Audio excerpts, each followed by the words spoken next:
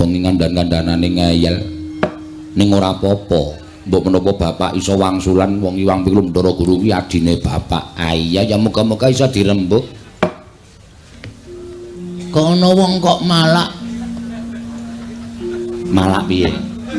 Kancane tangane loro kok iki papat. Ya idian rene. Karo sapa-sapa kok ora ndi. Gong wer tok petok. Iki Bathara Guru ya, Nyok.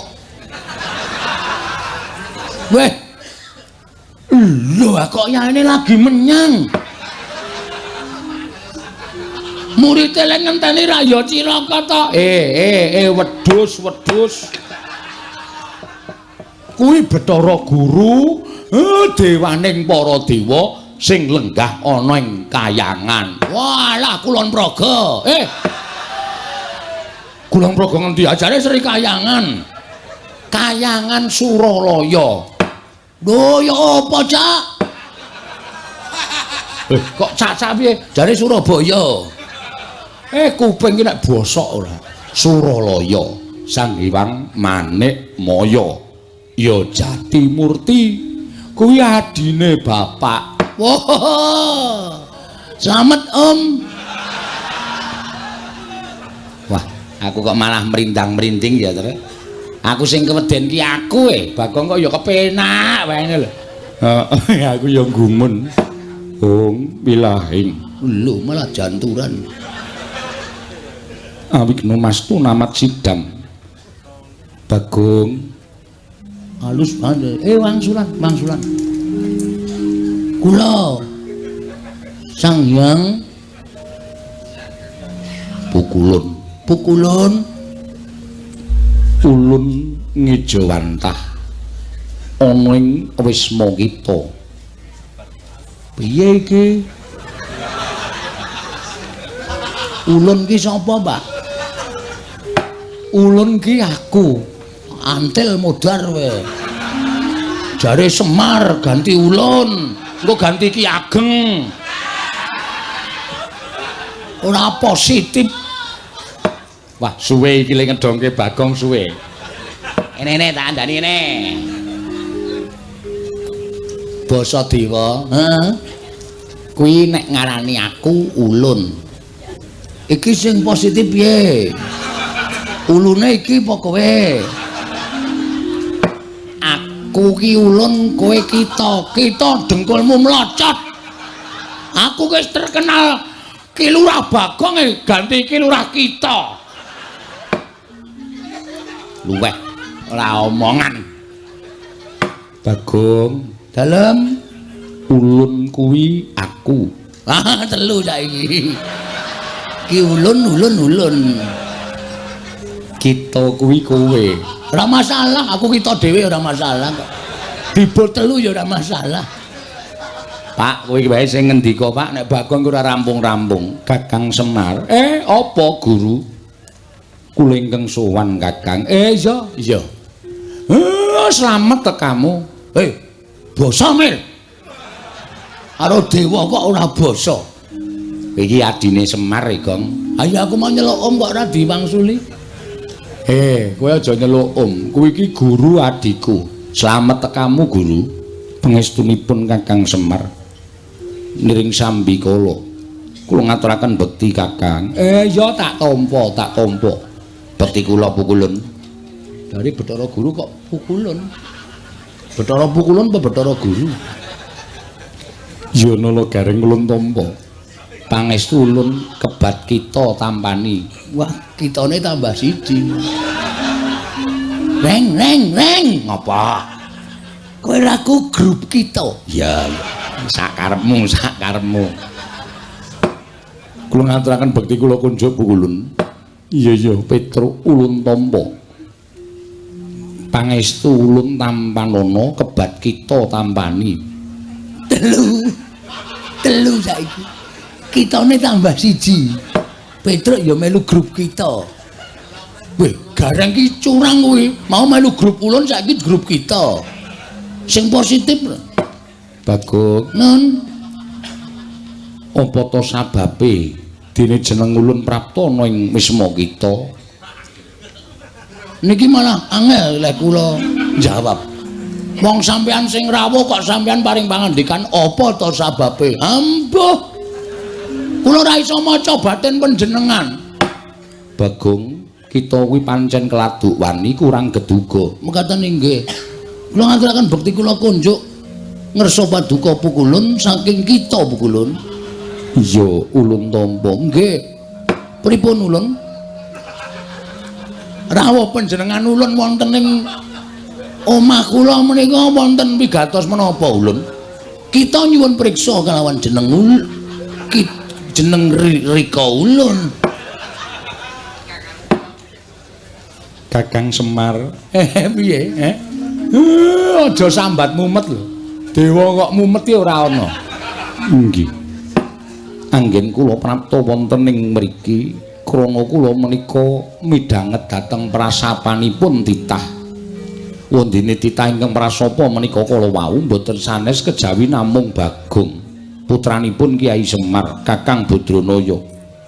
Monggo sejatosipun Bagong menika rak sanes putra panjenengan Kakang. Nanging menika dumados saking wewayanganipun Kakang Semar.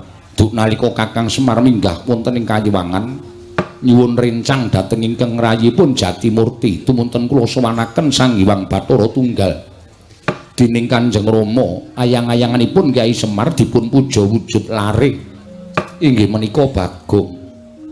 Ateges Bagong menika kekiyatanipun meh sami kalian Kakang Semar tinimbang Nala Garing menapa dene Petruk mila sakmangke wangsul wangsul kula wanti-wanti Bagong menika menawi ngucap sampun ngantos ngawur mangke mindak kedadosan saestu amargi ngibaratipun Bagong menika idu dados geni. Ngapusi iki. Kok ngapusi piye? Aku wingi ngidoni uwuh ora kobong. Atenan idu dadi geni do kaget kabeh. Angger tak idoni nyas, tak idoni nyas. Maksude idu dadi geni iki sak ucape dadi. Oh, ngono ta. Iya. Mila sasampunipun Bagong menika kala wau prasapa utawi sumpah. Kakang Semar mugi dados ning kawuningan kayangan geger. Kathah sangganing para dewa dewi ingkang boten kiyat nampi sumpahipun Bagong sami kepelajar nungsang puyang ninggal dhateng kayiwanganipun klebet Suralaya horeg. Rungkat bali Martya Kundha. Nalika semanten tumuli kula niti priksa dhateng kawontenanipun jagat jebul Bagong ingkang ndawahaken prasapa. Ing mekaten Kakang kula nuwun sewu. Boten ateges kula wantun dhateng Kakang Badranaya, namung Kakang kedahipun nglenggana dhateng kalepatanipun Bagong. Mila dinten sakmangke kula piyambak boten utusan dhateng sinten-sinten, namung ingkang rayipun Jatimurti piyambak ingkang badhe amethuk dhateng pun Panakawan Bagong sakmangke kedah nampi pidana saking kadewatan krana sampun wantun damel geger kayiwangan satemah rengat bali Martya Kundha manik Kakang Semar Kagatri sangkap iko panyengkung ing swasana.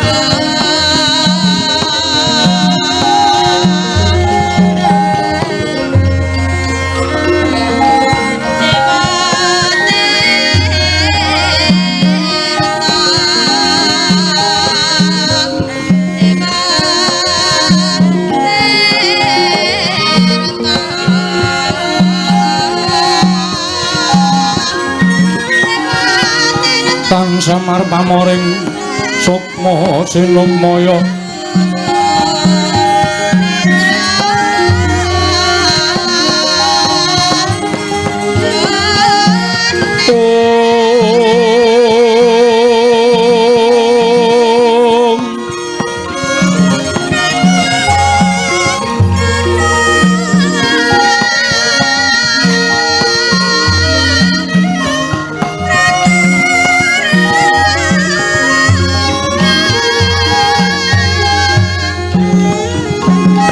Sinukmaya wina ya ing asepi sumimpen telenging kabuhin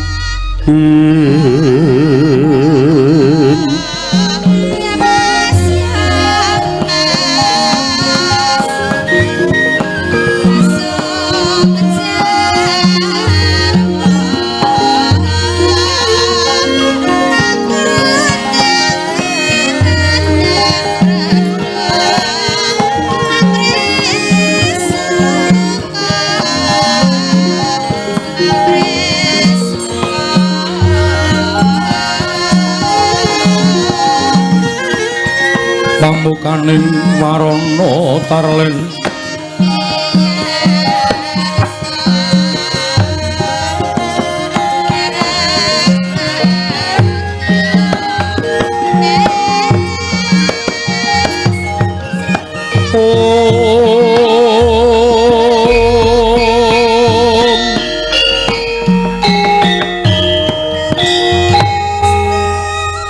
bilahing bilaing awikena mastu purnama sidhem awikena mastu silat mriki wang jagat karana siran tandha kawisisaning bisana sono sinawung lang lopes temas kestantur lambang budha jinantur tutur katela tula-tulah merating paradya winursita upama pramniskara karana dia tumiyung jaman purwa Dinarti tameng lalu to mangke teka pastraning Gupita tan mundhun geng pralambang matumpa-tumpa marma panggung panggunggung sang Purwengkata sebebyar dumadining wayang purwa Durwakaning kondhani narik luting basa dumeng kunang musurasa yen narasaya karaos mulat sarira hangrasa wani ruhin diri rasa rumangsa rumangsani lir jalma ngilukaca jarweh wis rinakup caing carita becik wis gemelar jroning pagliran yaiku sejatine amriksani pagelaran ringgit purwa Surya Candra Darmang Kartika pinurba kudrating kawasa sahari ratri yang idri bawana purwatekeng duksina gilir kemanti teman dadi petanganing dina sasi warsi windu kang sarta abad tetukulan tangkar tumangkar kaya rambun kaya Jawa pating grembya dadi padhanging kutu-kutu alang atoga buron wana miyang Brantaya dadi branakan tanpa wicalan padhang trawangan nari sang Bang Rawi ing ngarsa merbawani jagat mungging jagat petanduk mungup-mungup mungging hangrene kuwi rabang mrengangah lamun kaiksi yayahan dilato bumi saya dangu sumunu sang Hyang Arka katon sumpelak kanan kiri ngabangis pujenar kaperbawan nari sang Hyang Basanta tanem tuh katon ijo royo-royo hamangku gunung ingkang biru moyo-moyo bocah ing gunung kene mulan gendanu kastur ing Prabancana lenggat lenggut nganti kaya gunung Makutha Mega tanpa tawes dangu selaing kawula dasih dene rasa ngupaya buga garap Tegal Sawai anglur selur tanpa pedhe sinambi sesendonan sesindenan mikul garukune hanggiring raja kayane samene ana pirembagan Samarwangi Sang Hyang Arka saya dangu saya inggil kados nari jagat pus katon melok duling ing papat lor kidul wetan kulon sunare jagat kang samrebut yada rebut tejo rebut kekuwung parandini tatan ana ing madani kekunging padusunan pring ngapus ya padusunan pring pulung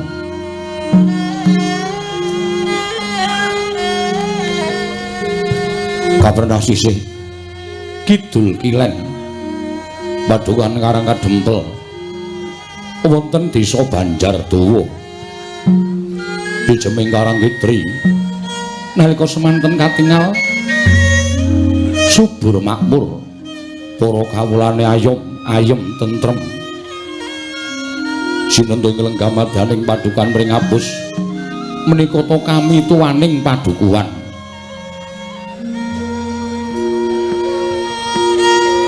atmajaning Lurah Semar ingkang wragil nenggih Ki Lurah Bagong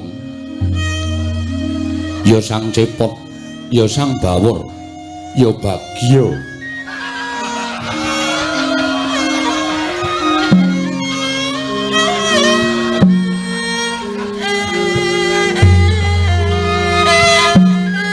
Kelatuk ucul kumarucul eling-eling panakawaning Pandhawa nalika semanten adyan Kelatuk wani kirang kedugi parandene tinresnanan dening sagung para Pandhawa milut adang lamun sanggan para kawula pringapus sami ajri kalawan Ki Lurah Bagong bangun miturut kalawan dawuhing Ki Lurah Cepot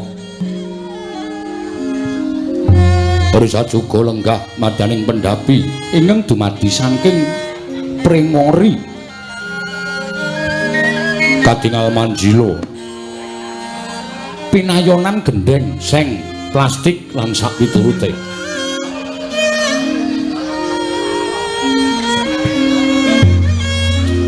parandene Ki Lurah Bagong lenggah madaning pendapi lenggah madaning kursi lincak ingkang wis dipun gantos mawi triplek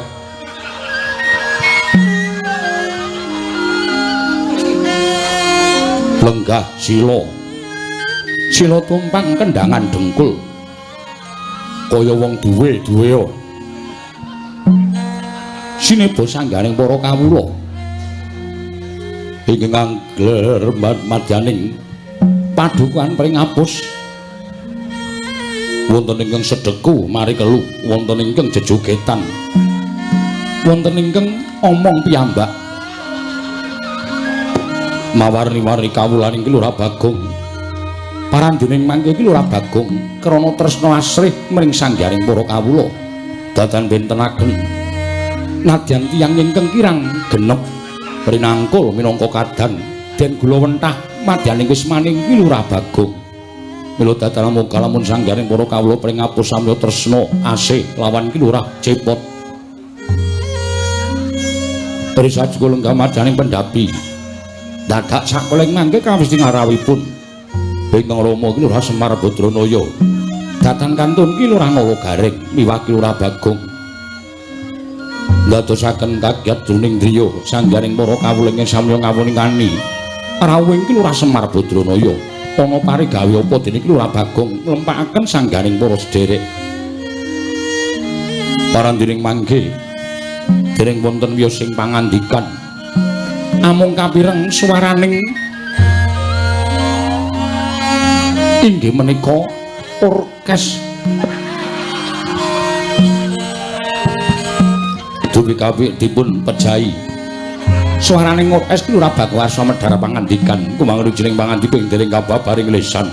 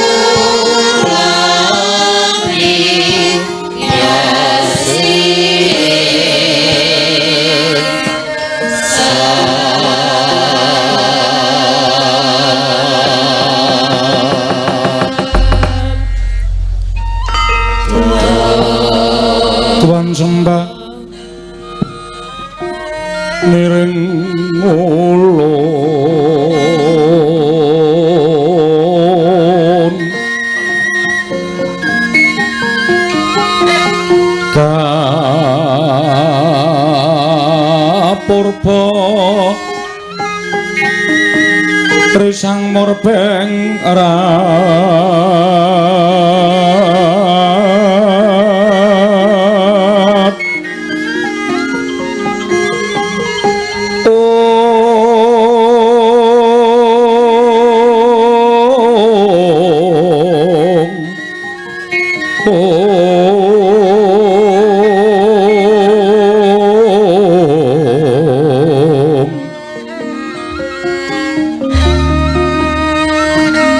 sahanane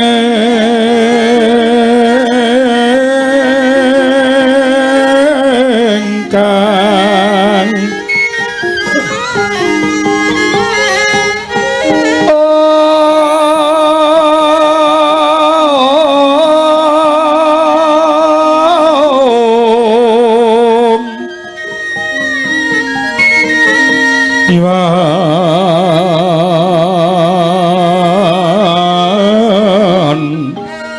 kanang sing tasih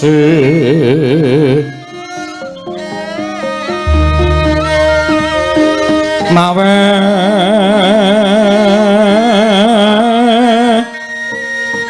buka sawegong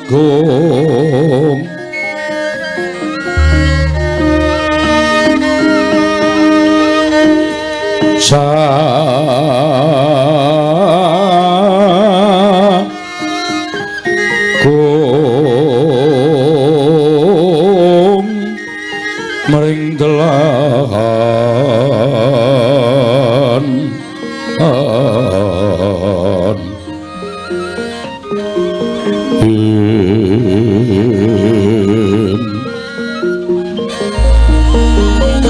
Iwan kanang mamujeng ori jeng nayageng rat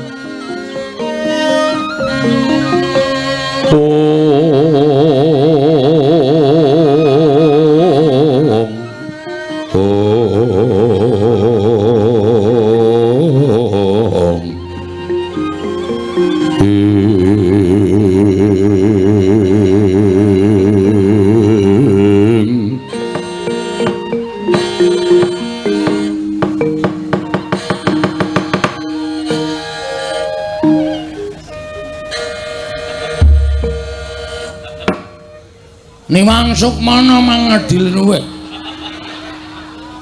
ana sasmintaning sun jagat wasisaning Bathara Badranaya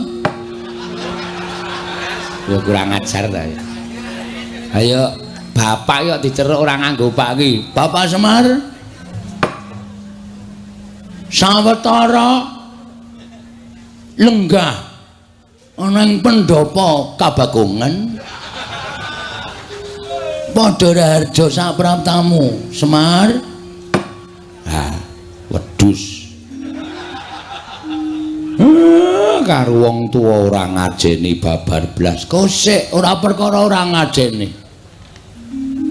sampean rawuh mrene iki sing dadi tuan rumahku carane kraton aku nalendrane sampean ratu sing rawuh ning negaraku dadi isih dhuwur aku derajate Bapak Semar sakarepmu nek ana walate sangganen dhewe umpama kewalat wis wingi-wingi Mas nyatane tekan semrene aku ora tau kewalat karo kowe berarti kowe ora malati jane diantarane cah siji kae jan mbuh kaya kowe iki jane ngopo lho lah kok dadi aku tok wenehi undangan dina Rebo bar ngisak aku tok kon tekan ning omahmu ki tulisane tasakuran gendurenan lah besek endi ki wong nek gelem teko ming ana pangan ki ya kaya ngene iki nek teko jak omong-omongan ora tau gelem rembugan sing apik-apik ora tau gelem nek ana tulisane gendunen menyang nomor 1 jebul aku diapusi rawuh bapak wilujeng Mbak salah ngono kuwi tak wangsuli slamet lho ateng pundi slamet Tegese ora ana alangan sewiji apa. Syukur, pangestuku tampan ana ya Semar. Ya, kowe iki ngaturke bekti orang mengestoni Sekali-sekali ora masalah. wonten Jawa. Ngaturke bekti karo maratuwa. Inggih, napa pun rawuh. Lho, lah iki apa? Nang ngarep dhewe iki begogok iki. Mula kacamata ribenmu iki uculana.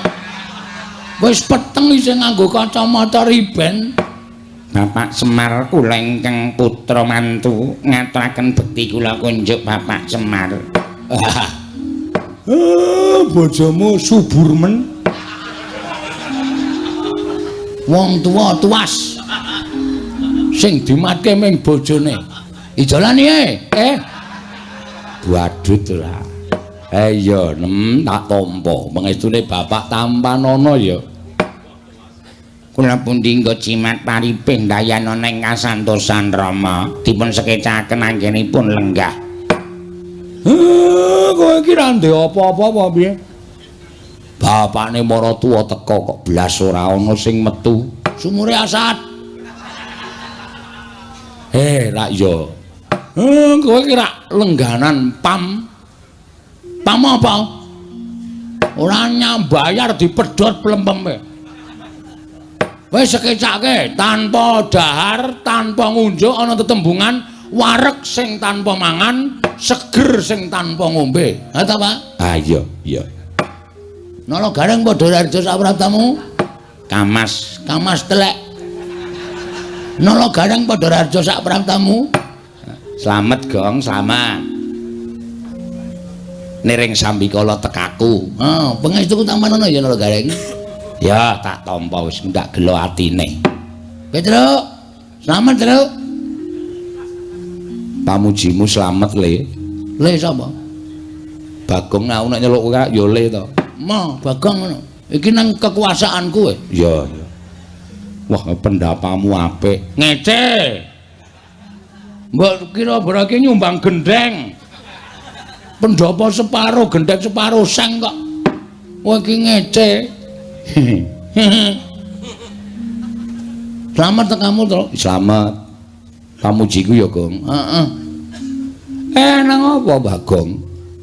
Kok kowe kok kadingaren lagi pisanan kok jejere wis Bagong. Aja nyalake aku, Pak. Nyalake sing njaluk lakon. Dadi iki disetremeng upama aku kuwi diluputke luput sing njaluk lakon. Iki lakon ora ana, Pak. Kudu tak karang dhewe. Ya wis ora apa-apa. Ning ya ora masalah ngono kuwi kanggo supaya pikirku dipecut piye carane iso membentuk suatu cerita. Sing bengi iki disuwuni karo panitia. Wis sesuk meneh iki nek ora ana lakone matur karo panitia. Supaya matur nek lakon iki ora ana njaluk ganti. Wes kena dilongi bayare. Wis kudu dilakoni apa-apa ki ana tetembungan dalang ora kurang lakon. Iya. Andra ingkang puspita. Kosek. Urung-urung kok wis suluk ya piye? Iki wose wigati iki dikandhake sikik terus lagi mengko handrah ingkang. Wah iya rung tau melu jejer. Iya, Bagong kowe iki jane duwe niat apa? Mengkene, Pak. Bapak wis ngerti to, tumpukan wedi nang ngarep kae. Nili ana ning jero omah, wis ana semen 3. Ngiring omah kae wis ngrumbukke kerakal aku saka kali. Iya. Niatku aku pengen bangun desa. Wah, padha karo aku dek mben aku bangun desa. Bangun desa kuwi tegese bangun ora kok bangun fisik ora. Ning batine masyarakat Karangkadempel tak bangun. Ning batine masyarakat Pringapus wis sampe kabeh. Iki aku arep bangun fisik, Pak. Oh, ngarep omah kae arep tak cor. Terus pojok desa kae arep tak wenehi WC umum. Mergo kebiasaane wong nggon aku iki pring ngapus iki, Pak. Nek do bebuang ki nang kalen. Monggo ora mili. Dadi siji sing marai aku ki kepengin bangun desa kuwi supaya bersih. Tegese kersikan kuwi ya ngibarate kaya dene iso nuwuhake kesehatan, ta Mir? Papan panggonan lingkungan sing apa jenenge kuwi resik kuwi bakale nuwuhake kesehataning raga lan jiwa. Heeh. Nah iki arep tak jak ayo to.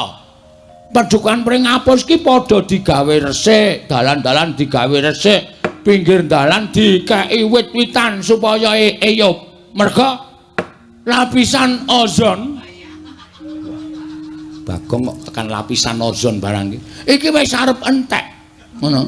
Mula jagat ki ketok oleh panas banget ki merga wit-witan wis ora ana. Ha iki merga lapisan ozon ki wis menipis. Ozon ki apa, Gong? Sirup. Kae orson. Wah, lah kok iso omong kok radong. Ozon iki apa to? Ozon iki apa? Ozon ninga pelawak saking Betawi. Kae jojon. Goblok kabeh. Lapisan sing melapisi ngantariksa. Anta, Pak? Wis. Mbah perkara bener Pak Luput. Sing penting aku iso ndelaske ya, Pak. Nah iki arep tak bangun. Heeh. Supaya dalan desaku kuwi apik, becik, tur resik. Mengko nek wis desane kuwi apik, lek ku mbangun fisik ana ing desa pring apus iki wis kelakon, apa ta sebabe arep tak gawe gotong royong. Merga jroning gotong royong kuwi ana kamanunggalan. Jroning manunggal dadi siji kuwi engko ana rasa karukunan. Nek wis rukun manjing dadi sedulur mujudake desa pring apus sing ayem trentem nering sambikala uripe kebak ing kabungan. Ha ta, Pak? Iya, anjraing kang gosek. Ora kesusu to. Bola-bali kok mung hunjrah. Ya apa ya, Pak? Kosike. Ya, kabeh mau iso tak tampa. Ning rak ya mawa ragat to. Iki ngene. Rawuhe bapak nolo gareng karo Bak Petro kuwi tak suwun apa duwemu dolen, Pak? Kok didol kuwi nggo ragat apa? Iki lho, mbangun desaku. Kosek sing dadi pengareping desa pring apus ki sapa? Aku. Ha kok sing didol kok barangku. Ha kowe bapakku. Kowe ora seneng nek anakmu ora sukses le mengadakan pembangunan desa pring apus. Ha kuwi jenenge kowe iki mbangun desamu ning yang sarake sedulurmu. Luwih becik sedulurku sing sengsara, mbangane kawulaku. Nek ngono ta? Montormu Yamaha Jilimae didol. Aja kae nggo golek ramban ngalor ngidul le. Nggo makani wedhus e ora. Wedhuse didol sisan. Dadak Karkoso golek ramban. Terus trontongmu didol. Ah, semua. Moh ae dienggo golek wedi kok ya. Nggo urip sedina-sedina kok. Ha iki aku nyuwun penganu apa igo pretekle Bapak. Piye carane supaya apa sing tak tindakke iki bisa kelakon. Heeh. Ning aku mau ngebot-boti para kawula. Aku mau njaluk sumbangan per RT ngalor ngidul. Mau aku. Aku pengarepe darani wong tipis. Ning asline ya tipis tenan. Sik nek kowe duwe niat kaya ngono kuwi janjane sing tok jak rembugan aja aku. Lah sapa? Sapa? Kowe iki rak ndek bendara to? Ndara Pandhawa. Ndara Sinuwun Darawati. Sinuwun Mandura. Pirang-pirang bendaramu nek kowe matur kanthi apik-apik. Luwih-luwih kowe nganggo sopo seral. Apa, Pak? Sopo seral? Mari ra jegese pro po nel.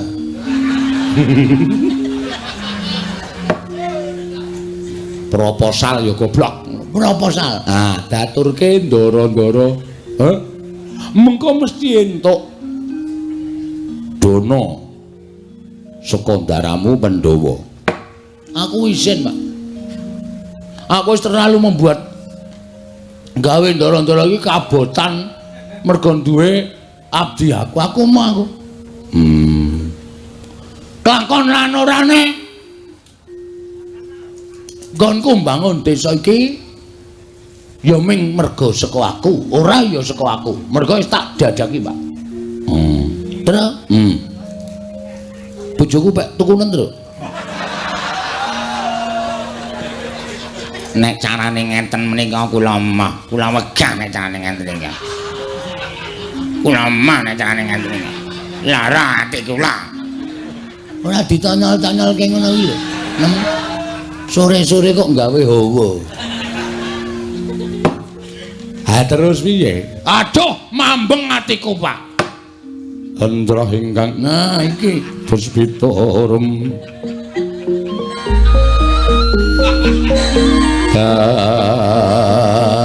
kasiling samirana mrih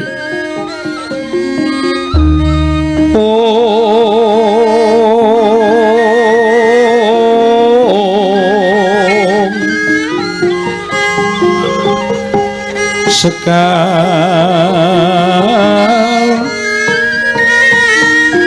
kadung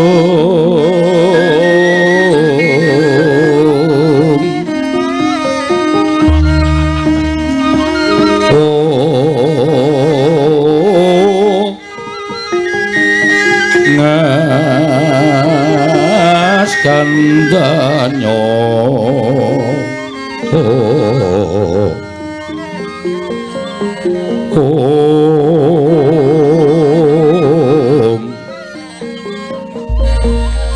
maweh raras renaning griya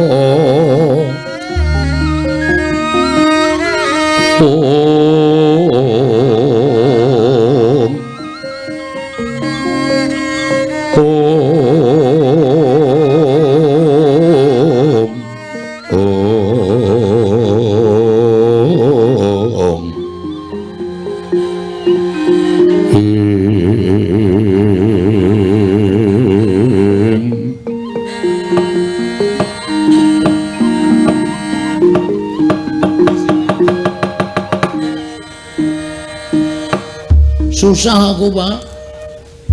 Susah tenan aku. Aku kebacut biawarake mring kawula sak desa pring apus tak kelumpukke nang omahku ngene. Aku nyewa sistem sound system.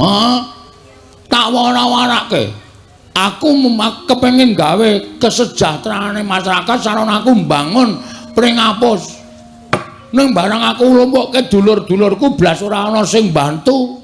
Bapak ya ora bantu terus piye? Aku kudu golek srana nendi wis, Pak. Bayangno. Monggo aku mesti isin. Tak wangeni sok minggu ki wis wiwit gotong royong. Ngecake semen 3 kae.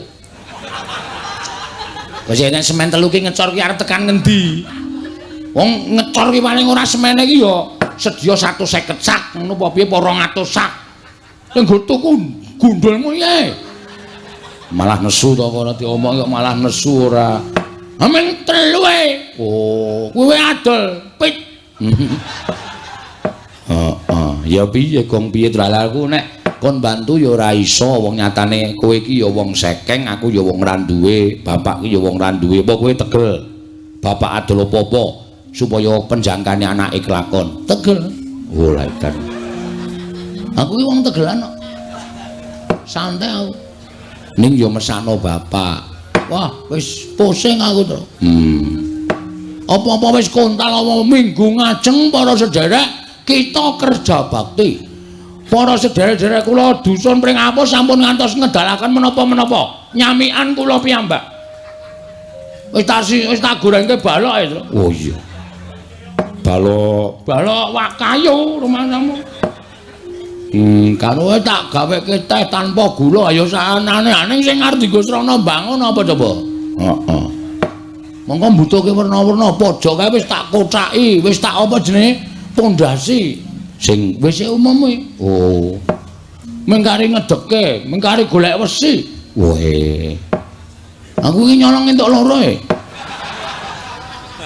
Aku ngarep bangun desane kok nyolong kuwi lho. Wis apa-apa ta sing penting ora dienggo Robin Hood e. Oh. Nyolong ning dienggo kesejahteraan masyarakat. Iya. Lah terus arep kepiye? Piye men, ra meneng wae ora mencap-mencep kowe. Aku dhewe mgagas kowe iki bingung. Sesuk meneh iki nek ora duwe apa-apa ya aja sok janji. Lah iki lho ning kene iki kowe tak kandhani menengo dhisik. Wong iki diukur karo kekuatane, ngono.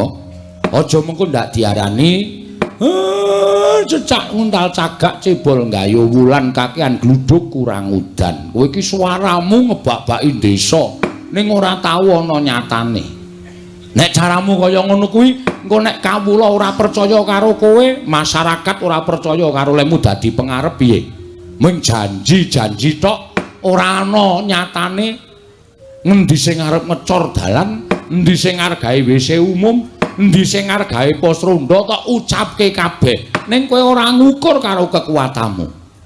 Ora coba. Nek wis kaya ngene iki sing susah sapa? Arep aku ki beda desa karo kowe, aku wis manggon ning Karang Kadempel, ning nek ngerti gegayuhmu ngono kuwi adikku ki melu susah. Mikir mergo kowe iki anakku nek nganti apa sing dilakoni anakku ora kelakon, kowe wirang, apa rumangsamu kowe ora mirang-mirangke Semar. Heeh. Bagong kae sapa to? Anake Semar. Memper wong bapakne wae ya kaya ngono. Ora mung mirang-mirangke bapak. Kakangmu loro iki tok wirang-wirangke kabeh. Kae dulure sapa? Dulure Gareng. Kae adine sapa? Adine Petruk. Oh, iki wis tuwa ning uteke kaya bayi. Heeh, ngresuk nek ngombe iki aku jale, Pak. Udus. Aja kaya bayi, aku ora iso disape, Pak. Cerewet. Bathukmu monsrot yo. Kandhani kok mesti sembrono. Hah? Mumpung saiki durung nglakon,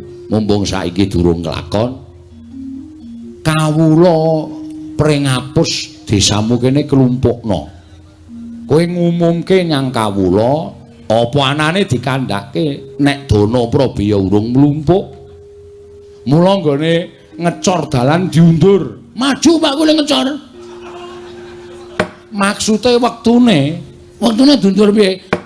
Njaluk wektu 3 sasi 4 sasi supaya iso klakon. Ning apa sing tok janjekke aja tok apusi. Tegese tetep kudu tok lakoni ning njaluk mundur. Mergo aku percaya penggalih kawula iki mesti ya bakal iso nampa nek kaya ngono kuwi. Ning nek kowe ora gelem mundur, tok tekati, kowe nyengsarake awakmu dhewe. Urung ora wurung mesti mung kowe adol apa-apa. Pekarangan tinggalane bapak iki mesti tok dol. Kuwi ora apik. Sing ngomong sapa? Ampun karangan aku ora tuku kok. Mengentuk tinggalan kok didol ora masalah. Wis payu Pak. Lah rak tenan to. Badut tenan kok. Iki mengkari tanda tangan. Wingi aku dikon tanda tangan ra iso. Oh. Anjuk, piye lek iso payu kok? Cap jempol. Cap jempol iki jempolku pas loro. Terus iki sesuk 3 dina kas iki payu. Mbok kuwi ditukokke. Aja. Tak nggo tuku lemah meneh. Nek ngono kuwi apik. Ngedol warisane bapak ning tukokke lemah sing luwih jembar tok tomboki. Sing ngomong sapa? Luwih ciyut. Pancen setan kan. Kuwi apike dikapake ngono kuwi blebeke nganti mati mbok wis. Wong cah kaya ngono bapak ya betah-betahe ngopeni. Mula diundur. Lho. Njaluk wektu karo kawulamu pirang dina, pirang sasi. Sak kuwate, sak mlumpuke dhuwitmu. Isin aku, Pak. Wis tak deki tendae. Ngendi? Dalan ngarep kae. eneng tenda cilik mau kae akae nggo mlumpuk masyarakat terus engko karo nggo nyampur semen heeh le nyampur ya gotong royong suwen nggon aku biyen tak sewake apa molen wis ha iki membengkak meneh malahan nyewa molen ayo kuwi tukoke wae cah cukup kok wae sing isine nanas apa gedang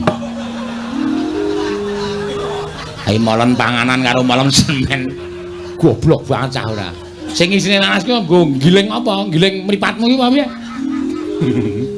gareng aja emosi mangkel aku suwe-suwe ngene wae Pak Bagong ki anake bapak iya Bagong ki anake Semar mula Bagong nek ngucap ya tanpa beda kaya dene Semar aja ngucap sing aneh-aneh lho aja ngucap sing aneh-aneh iki kok nek kowe ngucap sing werna-werna aku ki ngerti kowe iki sapa dadi kowe iki nek ngucap aja sembarangan nek lemu ngucap kuwi ming lair tok ora apa-apa ning nek tekaning batin suarane Bagong ki meh padha karo ucape Semar mula aku arep sumpah Pak Bagong Semar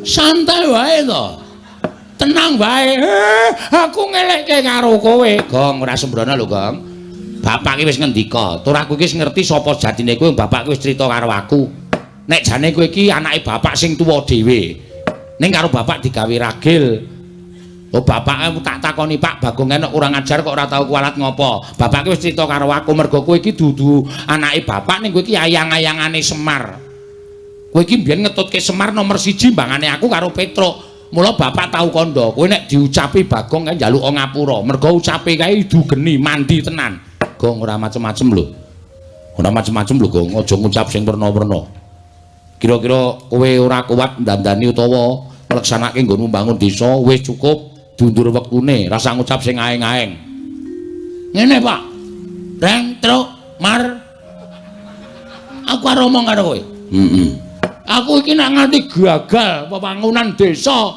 Pringapus isen mongko tumrap Bagong aku mbangane isen luwung mati Pak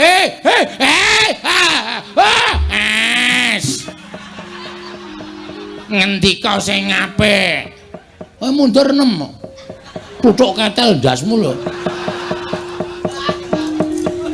tenan aku trimo mati tenan Pak yakin aku ora goroh aku ora macem-macem nek nganti aku ora kelakon nggone mbangun desaku iki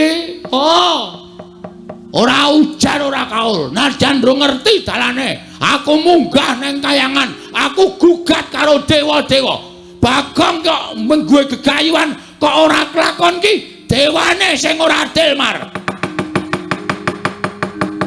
sidhem jroning masewakan wadya kung tanpa sabawa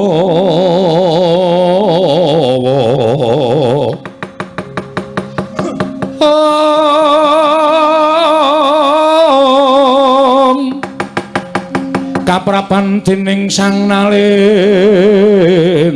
Tama mango nengi lerwu sing duka cepa berebuti mandana raras ing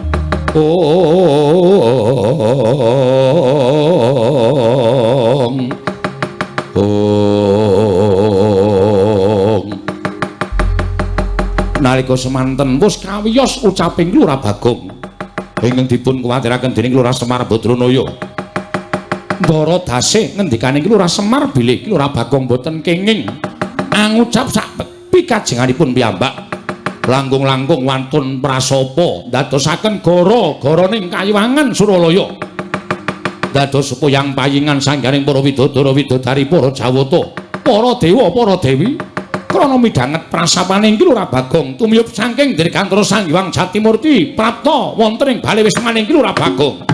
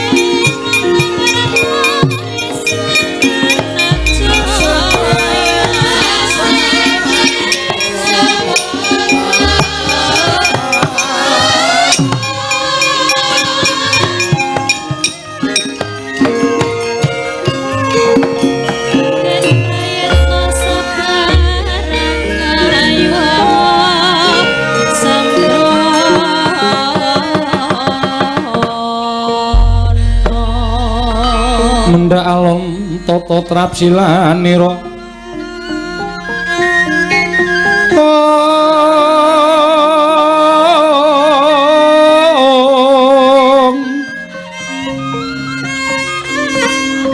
ngacomaken astanira kalih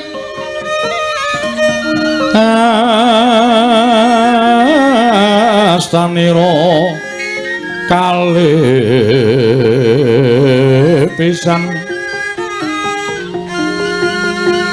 yen ngandika magawe obranta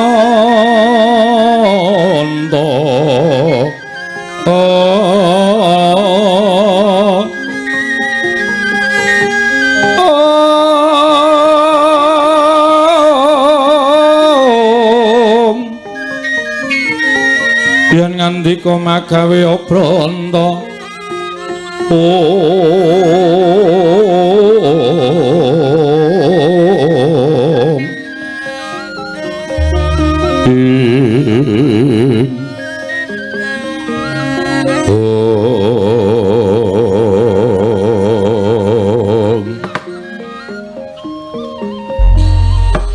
Mongki nek dikandhani ora nggugu ya wis kaya ngono kuwi. Bareng Bagong muni aku trima mati munggah ning kayangan gugat ning kayangan Warataya. Iwang Pikulun Bathara Guru Tra. Mbah Bagong ngandhan-kandhanane ngeyel ning ora apa-apa. Mbok menapa bapak iso wangsulan wong Iwang Pikulun Bathara Guru kuwi adine bapak. Iya ya muga-muga iso dirembuk. Kono wong kok malak. Malak piye? Kancane tangane loro kok iki papat. Lah diantrane karo sapa-sapa kok ora ndi. Gong wer tok petok. Iki Bathara Guru ya, Nyok. Weh. Lho kok yaene lagi menyang. Murid elek ngenteni ra ya Ciraka to. Wedhus. Kuwi Bathara Guru, dewaning para dewa sing lenggah ana ing kayangan. Walah Kulon Praga. Kulon Praga ngendi ajare Sri Kayangan. Kayangan Suralaya. Lho ya apa, Cak? Kok Cak piye? Jare Surabaya. Kuping iki nek bosok ora. Suralaya, Sang Hyang Manik Maya. Ya Jatimurti kuwi adine bapak. Wah. Slamet Om. Wah, aku kok malah merindang-merinding ya, Tru. Aku sing keweden ki aku Bagong kok ya kepenak wae lho. Heeh, aku ya gumun. Hong pilahing. Lho, malah janturan. Awikno mastu namat sidam. Bagong halus banget. Wangsulan. Kula Sang Hyang Pukulun ulun ngijawantah ana ing wisma kita. Piye iki? Ulun ki sapa, Pak? Ulun ki aku. Antil modar we. Jare Semar ganti Ulun, engko ganti Ki Ageng. Ora positif. Wah, suwe iki le ngedongke Bagong suwe. Ini tak andani ini. Basa Dewa, kuwi nek ngarani aku Ulun. Iki sing positif piye? Ulune iki apa kowe? Aku ki Ulun, kowe kita. Kita dengkulmu mlocot. Aku wis terkenal Ki Lurah Bagong ganti Ki Lurah kita. Luweh ora omongan. Bagong, Dalem Ulun kuwi aku. telu saiki. Ki Ulun. Kita kuwi kowe. Ora masalah, aku kita dhewe ora masalah kok. Dibut telu ya ora masalah. Pak, kowe iki wae sing ngendika, Pak, nek Bagong ora rampung-rampung. Kakang Semar. Apa guru? Kula ingkang sowan, Kakang. Iya. Slamet tekamu. Basa Mir. Karo dewa kok ora basa. Iki adine Semar, Gong. Ayo aku mau nyeluk om kok ora diwangsuli. Kowe aja nyeluk Om. Kuwi iki guru adikku. Slamet tekamu, Guru. Pangestunipun Kakang Semar. Niring sambi kala. Kula ngaturaken bekti, Kakang. Ya tak tampa. Bekti kula pukulun. Dari Bathara Guru kok pukulun. Bathara pukulun apa Bathara Guru? Ya nala gareng ulun tampa. Pangestu ulun kebat kita tampani. Wah, kitane tambah siji. Reng. Ngapa? Kowe laku grup kita. Ya, sakarepmu. Kula ngaturaken bekti kula kunjuk pukulun. Iya, Petruk ulun tampa. Pangestu ulun tampanana kebat kita tampani. Telu saiki. Kitane tambah siji. Petruk ya melu grup kita. Weh, gareng ki curang kuwi. Mau melu grup ulun saiki grup kita. Sing positif. Bagong, Nun, apa to sababe dene jeneng ulun prapta ana ing wisma kita? niki malah angel lek kula jawab. Wong sampean sing rawuh kok sampean paring pangandikan apa to sababe? Ambuh. Kula ora iso maca batin panjenengan. Bagong, kita kuwi pancen keladuk wani kurang geduga. Mekaten inggih. Kula ngaturaken bekti kula kunjuk ngersa paduka pukulun saking kita pukulun. Iya, ulun tampa. Nggih. Pripun ulun? Rawuh panjenengan ulun wonten ing omah kula menika wonten wigatos menapa ulun? Kita nyuwun priksa kalawan jeneng jeneng Rika ulun. Kakang Semar, Piye? aja sambat mumet lho. Dewa kok mumet ya ora ana. Nggih. Anggen kula prapta wonten ing mriki krana kula menika midhanget dhateng prasapanipun titah. Wondene titah ingkang prasapa menika kala wau mboten sanes kejawi namung Bagong.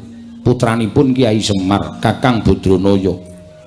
Monggo sejatosipun Bagong menika rak sanes putra panjenengan, Kakang. Nanging menika dumados saking wewayanganipun Kakang Semar. Duk nalika Kakang Semar minggah wonten ing Kayuwangan, nyuwun rencang dhateng ingkang rayipun Jatimurti, tumunten kula sowanaken Sang Hyang Bathara Tunggal. Dening Kanjeng Rama, ayang-ayanganipun Kyai Semar dipun puja wujud lare. Inggih menika Bagong. Ateges Bagong menika kekiyatanipun meh sami kalian Kakang Semar. Tinimbang nala garing menapa dene Petruk. Mila sakmangke wungsal wangsul kula wanti-wanti Bagong menika menawi ngucap sampun ngantos ngawur mangke mindak kedadosan saestu amargi ngibaratipun Bagong menika idu dados geni. Ngapusi iki. Kok ngapusi piye? Aku wingi ngidoni uwuh ora kobong. Atenan idu dadi geni do kaget kabeh. Angger tak idoni nyas. Maksudnya idu dadi geni iki sak ucape dadi. Oh, ngono ta. Iya. Mila sasampunipun Bagong menika kala wau prasapa utawi sumpah. Kakang Semar mugi dados ning kawuningan kayangan geger. Kathah sangganing para dewa dewi ingkang boten kiyat nampi sumpahipun Bagong sami kepelajar nungsang puyang ninggal dhateng kayuwanganipun klebet Suralaya horeg. Rungkat bali Martya Kundha.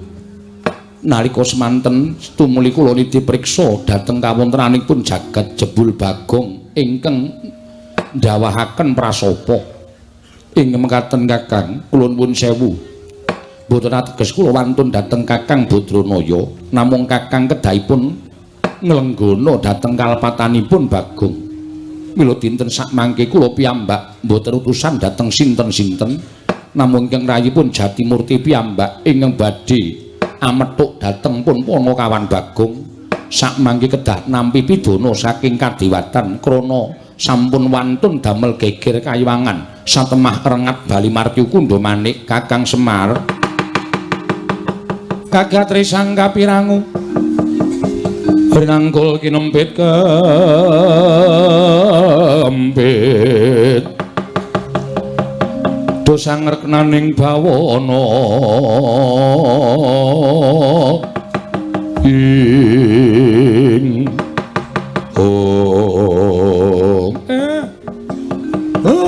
pancen aku nglenggana lupute anakku pancen wis pancen disengaja mula guru mbok ya aku wene ana pangapura ora Bagong sing njaluk pangapura ning bapakne Bagong sing njalukke pangapura karo Bathara Guru supaya anakku Bagong aja nganti diboyong eneng kayangan aja nganti diwenehi pidana merga nggone wis keladuk wani nibake sumpah aja ya guru ene ana pangapura ngapa to Pak aku arep dijak nang ndi ya Pak kowe arep digawa ning kayangan alhamdulillah cakahe radong kok ya. Kowe kok malah alhamdulillah ki apa? Weh lah, arang-arang wong sing ngerti kayangan ki. Pukulan, kula sagah dipun beta wonten kayangan. Kok tapuk sandal cangkemmu. Ngapa ya, Pak? Ngapa ya, Pak? Kok ngapa ya, Pak? Terucat. Ngapa ya, Pak? Kowe diboyong Bathara Guru ning kayangan kuwi arep diwenehi pidana merga kowe wis tau tatesuki lagi wae sumpah. Nek kowe arep gugat ning kayangan nek ora entuk Prabeya nggone bakal bangun. Aku ra elek-elek karo kowe to. Lho edan. Sumpahku tekan kayangan, Pak. Nyatane dewaning dewa mudhun ning kene kok. Aku wis ngandani karo kowe. Ucapmu iki padha karo ucape Semar. Mula nek ngucap ngati-ati. Kowe diunggahke ning kayangan ki arep dipidana. Arep cemplungke ana ing kawah Candra Dimuka. Asik. Lho. Aku lho ngadus dasare, Pak. Wah, jan bocah iki Candra Dimuka ki apa, Le? Candra Dimuka ya apa? Candra Dimuka ki neraka. Waduh. Ngapa salahku? Kowe sumpah kuwi mau. Ame sumpah kok. Mesa sumpahe Bagong kok gawe geger kayangan. Bagong. Pripun? Mula gelem ora gelem kowe kudu tak boyong eneng kayangan dina samengko kanggo nglunasi apa kang dadi utangmu kanggo ngapokake aja nganti sira wani ngucap ingkang sak kepenake dhewe weh lah ya moh yen kita ora gelem kita bakal ulun ruda paripeksa jalaran prapta ulun ana ing wismamu wis nganti sak kathahing para durandara para jawata ingkang bakal ngruda peksa kelawan kowe Bagong. Mula wektu dina iki Kakang Semar kula nyuwuni dipalilah dhateng jengandika Kakang Semar Bagong badhe kula boyong.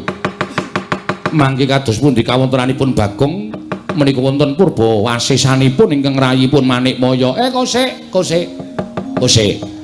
Heh? adile wong luput ki njaluk ngapura. Mongko sing njaluk ngapura ora anakku. Sing makili bapakne njaluk ngapura ewadene adreng nggonmu kepengin boyong karo Bagong. Saiki ngene wae. Gandeng aku lek njaluk ngapura karo kowe ora wangsulan mbok tampa apa ora, aku tak nanting karo anakku. Bagong, pripun, Pak? Nek kowe digawa Bathara Guru ning kayangan sago apa ora? Sago.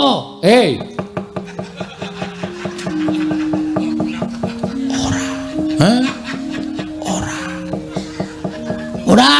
Engko. Nek kowe diboyong ning kayangan sago apa ora? Ora, Pak. Ah, bagus. Nek kowe ora sago, tegese Bathara Guru arep meksa karo kowe. Nek kowe arep dipeksa karo Bathara Guru, kira-kira kowe piye? Ngibarate kaya dene cacing kepidak menungso. Kecekel tukang mancing. Dinggo umpan. Ora tekan gone kanggo nglawaton ngomong wae. Cacing kepidak menungso ki ngolet. Butuh bales, Pak. Aku ki menungso. Kedunungan perasaan aku ora ndek niat gawe geger kayangan.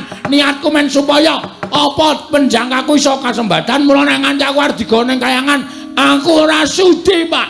Aku moh nek aku dinikah Bathara Guru. Kowe krungu dhewe to. Bagong anakku ora gelem tok gawa ning kayangan. Mula gandeng Bagong ora gelem, aku bapakne ya mbudidaya supaya kowe aja nganti kelakon boyong karo anakku. Mrai ngaten kula nyuwun pangapunten menawi kula kedah wantun kalian Kakang Semar. Kowe iki wani karo aku ki jane wis ket biyen. Ming mergo mbok kowe nggunakake tata krama basa sing alus, ning jane Semar iso maca legetaning atimu aku wis iso maca. Kowe wiwit aku ijik mapan ning kayangan ki jane kowe sengit karo aku, mula aku tok setrakake kanthi cara tok wadul karo bapak Sang Hyang Bathara Tunggal. Aku mbok arani kepengin dadi dewaning para dewa, terus aku mbok fitnah. Kowe matur karo Sang Hyang Tunggal nek Semar karo utawa Esmaya karo Tejamaya do gelut padha rebutan kepengin dadi dewaning para dewa. Tumuli aku dihukum dening kowe iki rumangsa keganggu. Lemu dadi dewa ora tentrem, lemu dadi dewa ora jenak, mergo aku ijek urip ana ing jana luka. Mula kowe pendak-pendak gawe perkara. Kowe pendak-pendak mbibiti perkara karo Semar, sirmu lak ming kepengin jangka karo aku to. Kaya iki, kowe bakal mboyong karo Bagong. Kowe ngerti nek Bagong ki ayang-ayangane Semar. Nek nganti Bagong iso tok lebur ning kayangan kono, aku persasat ilang kekuatanku. Mula kowe terus bungah atimu, seneng pikirmu, mergo kala mangsa kowe njangka patine Semar, bebasan angel mijet wae ngranti suwe banyu sinarik. Ayo, iya apa ora? Apa aku tak waca kabeh legetaning atimu? Apa njaluk tak waca kabeh?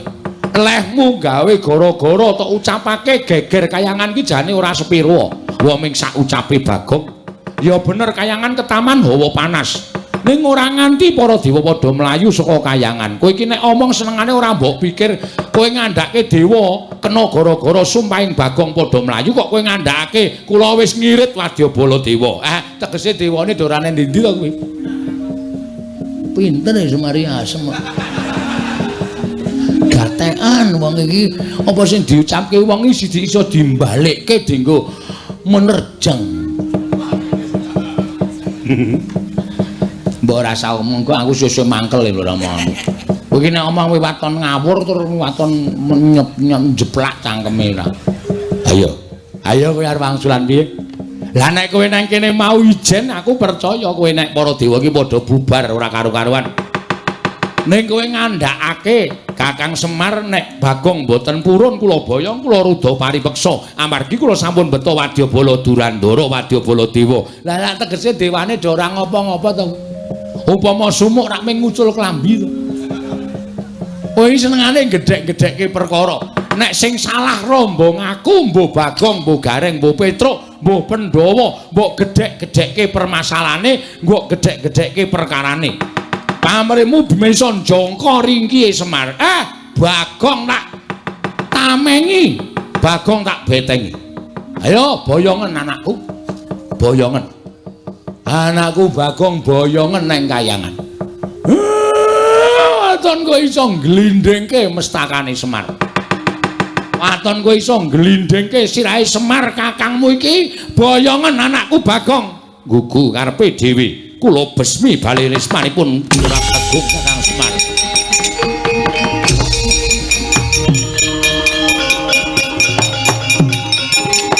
Matur nuwun, Pak.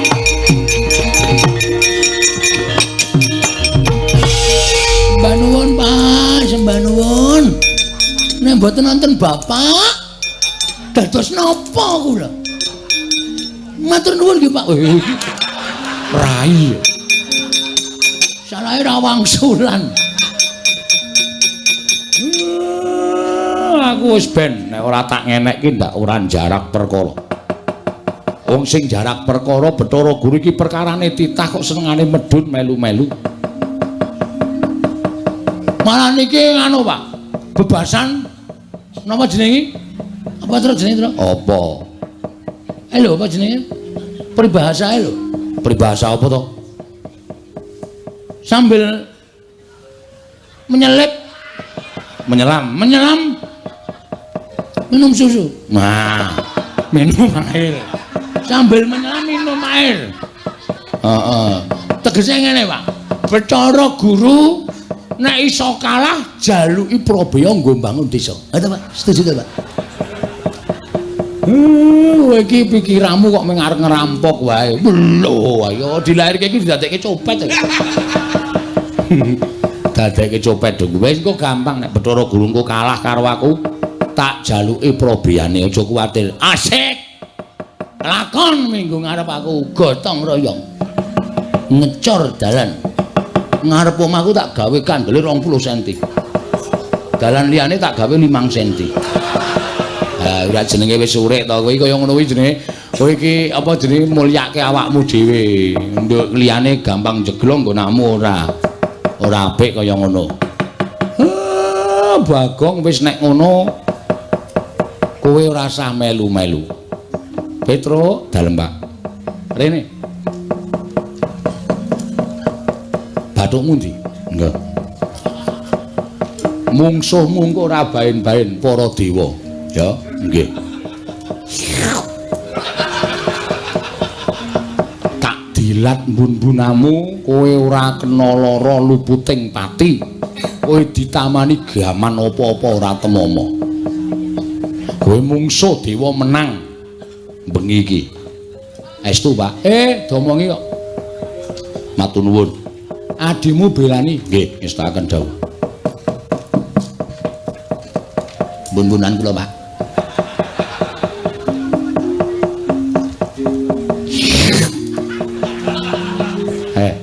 Wah, maknyes. Dian. Kula ditumbak ya ora temomo, ora. Disuduk keris ya ora temomo, ora. Di circle ya ora temomo, ora. Gleleng engko aku arep ngajar dewa-dewa terus. Ya. Halo, Pak. Kowe arep melu perang apa? Melu. Ibuku wis entek. Wih, senengane kok. Liyane wis waton teles. Aku ora kepoyo. Gak aku mer. Eno. Lara dikai aku ora. Wis. Wah, edan. Nang mripat Padang ya, Tru. Ketetesan soalé ngoten. Kula mboten lega ra sing manah kula.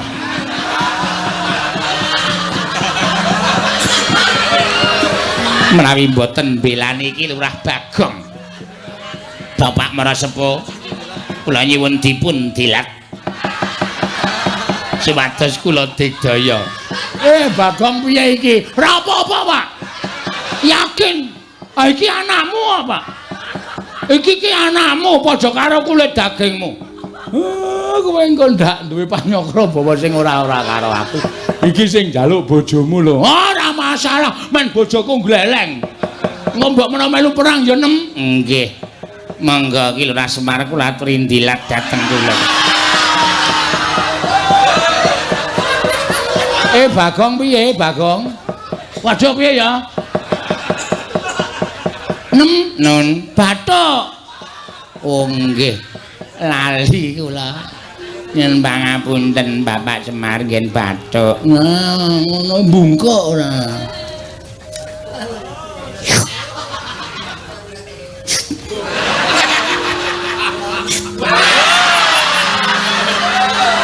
Ngene wae Mer. Ya saiki dijajal kadek dayane. Bapak ro anak menang sapa? Aku wis rong sasi ora lho, Mer. Kowe kok kupo wani ora. Kegudung kelemu. Wong penyanyi kula niku kalian bapak menika sampun kados anak dhewe. Ampun de panyongkra puwon sing mboten niki ming demi keamanan supaya mengken wonten dewa sing mlebu wonten ing bale wisma panjenengan menika kula ingkang ngadepi kula wusu. Oh, bojomu iki anu apa gong biyen olahragawan pencak silat to. Heeh. Wah, kowe pothok biyen. Ngarat boto papate prel ngono. Padha aku. Aku ngarat kerupuk 8. Oh, kerupuke. Aku wae kuat lho. Mung kerupuke kok dipamerke. Petruk dalem, Pak. Nawa Gareng Bathara Guru nek pancen nggawa wadyabala. Dewa dirampungi. Oh nggih, ngestaken dawuh. Aku muling karo kowe ya. Dewa iki malati, nggih.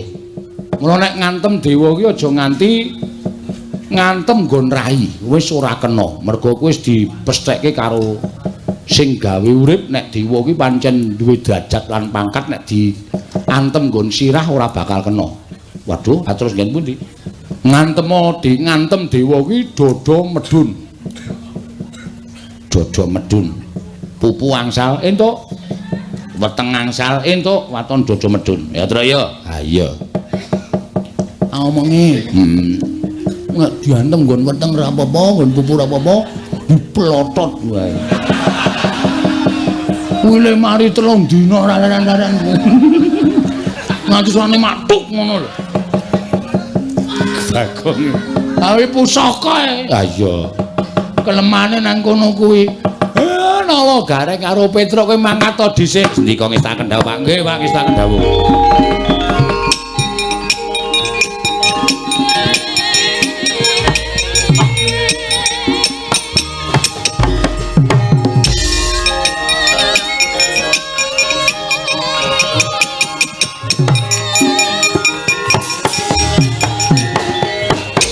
Aleman Petruk.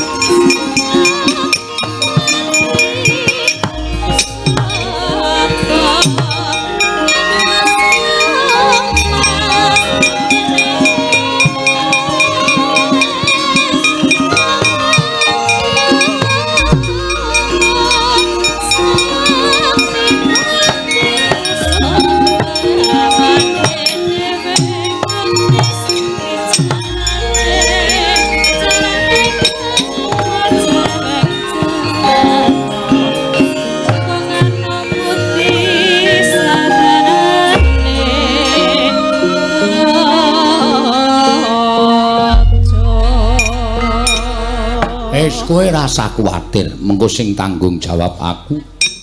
Sing tanggung jawab aku. Ana murinane Bathara Guru tak tandangane. Tak tandangane, Bagong. Oh nggih, pangestaken dawuh. Aja sapa iki mbantemi gendreng iki. Lho.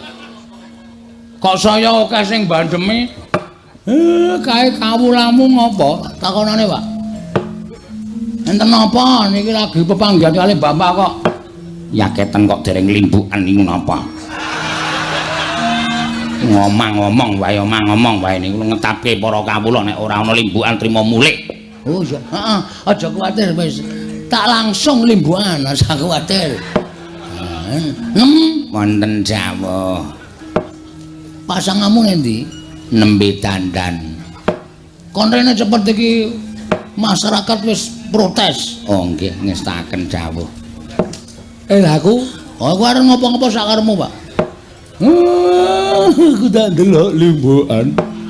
Tengok pojok kana. Kae sing ora kanggo kae ana jenenge parekan ban ceti mundur. Wis bali. Nggih, ngesta. Amplope ning dhuwur meja. Nggih. Ngestaken dawuh. Sewan kula sandangan ning dhuwur meja. Nggih, ngestaken dawuh. Nggih, ngestaken dawuh ki Lurah. Wis dadi sampun. Kon rene.